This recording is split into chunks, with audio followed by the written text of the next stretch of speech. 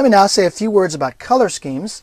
In color theory, a color scheme is the choice of colors used in a design.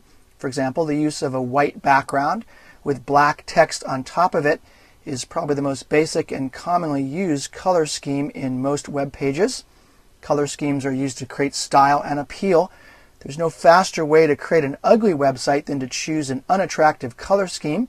Even one wrong color in your scheme can really affect the look of your web pages. Colors that create an aesthetic feeling when used together will commonly be found accompanying each other in color schemes.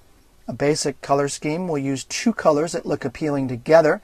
More advanced color schemes involve several colors in combination, usually based around a single color.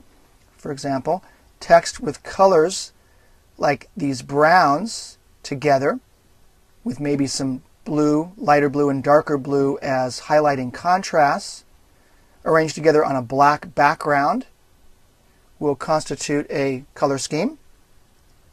Now, color schemes can contain different shades of a single color. For example, here in the analogous rule, I can choose colors that are all based around this kind of orange-brown or around a red tint or purple tint. Here's one around blue and aqua, blue and green, or green and yellow, but the idea is that these colors are close to each other on the color wheel, and I can spread them out or bring them closer together to whatever degree I want. You can also choose a color scheme based on complementary colors, like this one here, green and red, orange and blue,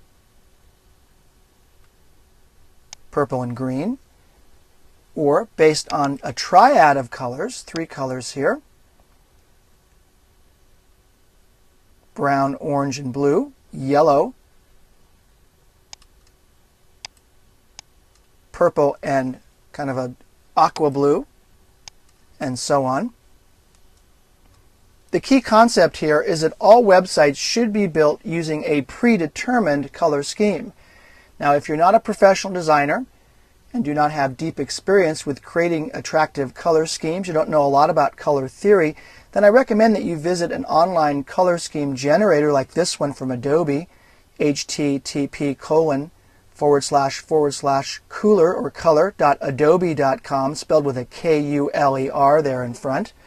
These color generator or color scheme generator sites will help you generate attractive color schemes for your sites. Too many of my web design students are much too random with their color choices, or they haven't studied color theory that you'll find behind all attractive web pages.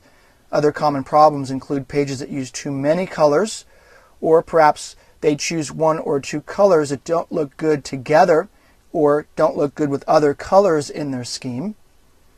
So again, you'll want to choose perhaps a color using the Select a Rule tool here in the Adobe Cooler site based on one of these color theory rules, or even better, you can choose your color scheme from a theme. Click on the themes link from this page and you can choose themes that are highest rated, most popular. You can probably bet that those that are most popular will probably give you pretty good results. You can certainly start from one of these highly rated or most popular color schemes. You can also choose a color scheme based on colors from an image.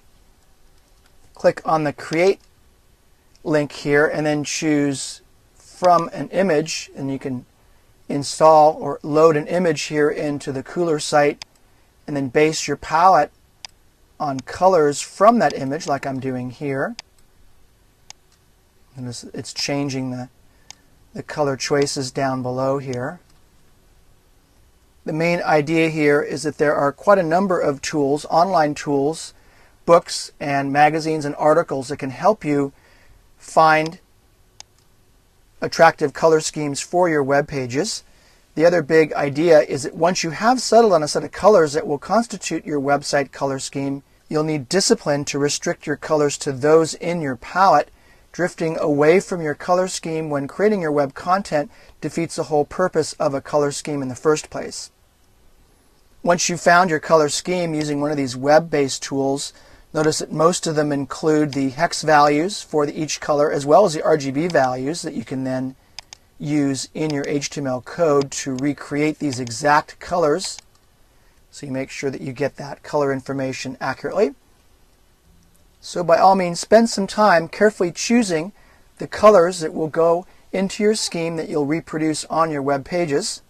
Let's now move on to the next movie so I can cover some techniques for creating graphics files and also some protocols to follow when naming your web files.